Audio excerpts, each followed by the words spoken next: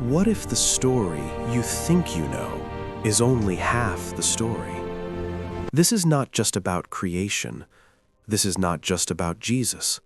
This is the story of humanity, how it began, how it broke, and how it will end, from the first moment of light to the final collapse of the world.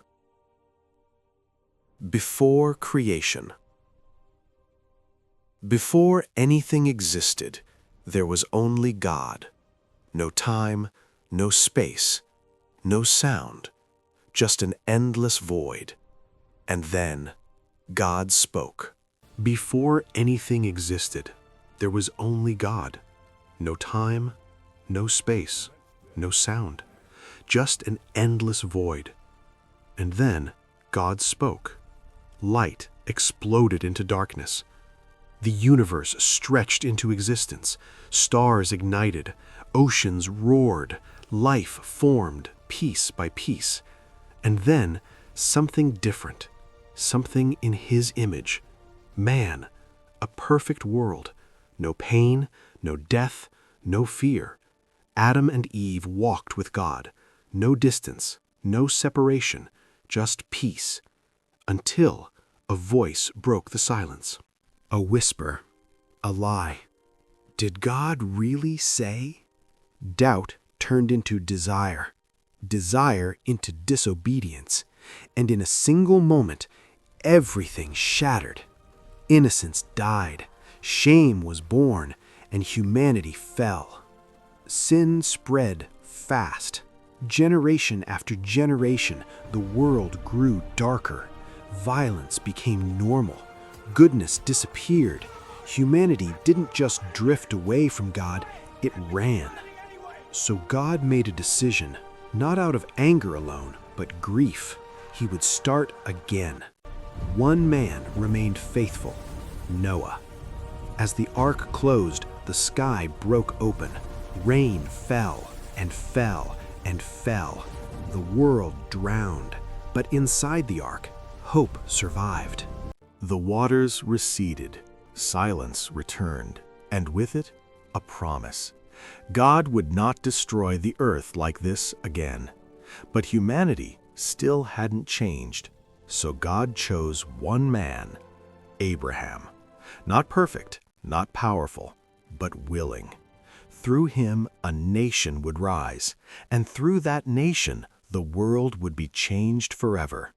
But generations later, that nation became slaves, beaten, broken, forgotten. Their cries rose into the heavens, and God answered. A man who once ran away returned. Moses. Plagues struck Egypt. Power clashed with power. And then the sea. It split in two. Walls of water stood still as freedom walked between them.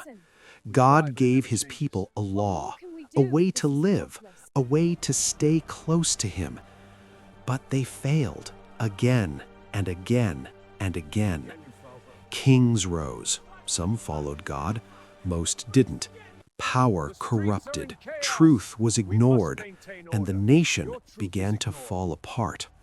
Voices cried out in the darkness, prophets warning of judgment, but also whispering something else, hope.